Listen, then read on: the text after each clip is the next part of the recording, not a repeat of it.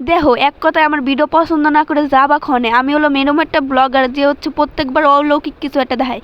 আগের বছর আমি সিজনে দিয়েছিলাম করে গেছে অলৌকিক কাম ধরছিল, এবছর পেয়ারা গেছে। তো চলো একদম ভিডিওটা একদম প্রথমতে শুরু করি। রাইতে বেলা এত পরিমাণে জ্বর হয়েছে, খালি আমার উড়াই নাই তাই অনেক।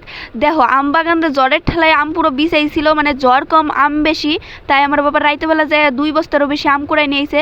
তারপরে সকালবেলা ঘুমের থেকে উঠতেছি না, তার জন্য আমার বাবা কোথায় দেখ বড়ি পেয়ারা গেছে আম ধরছে, তাই তাড়াতাড়ি উঠে দিই বাবা পেয়ারা গেছে আম একদম বাইন দিতেছে, কইতেছে তাড়াতাড়ি। আমার বাবা বাড়ি থাকলে সবসময় আমাকে মজার মধ্যে দিয়ে রাখে, আমার বাবা না থাকলে আমার ভালোই ঠে না, কে জানি না আমার বাবার ছাড়া আমি পুরো শূন্য। 2 দিন ধরে ভালোই জ্বর হইতেছে, চার কোনা দিয়ে গাছ গাছালি ভাঙ্গে একদম পড়ে রয়েছে। 2 দিন ধরে তো আমাকে জায়গা ঠিক মতো লাইনও থাকে না। কমেন্ট করে জানাও যে তোমাকে ওদিকে জ্বর হয়েছে কিনা। আর তোমাকে তো আগে আম খাওয়ার নিমন্ত্রণ দিছি, আম খাওয়ার দরকার হলে তাড়াতাড়ি মালদা জেলায় চলে আসো, আম খাওয়াইতে খাওয়াইতে আগামোতা ছাড়াই দেবো একদম। আমার মা কইছে সকাল সকাল কামের কথা, তাই আমি কাম না করে নকশা করে ঘুরে বেড়াচ্ছিলাম।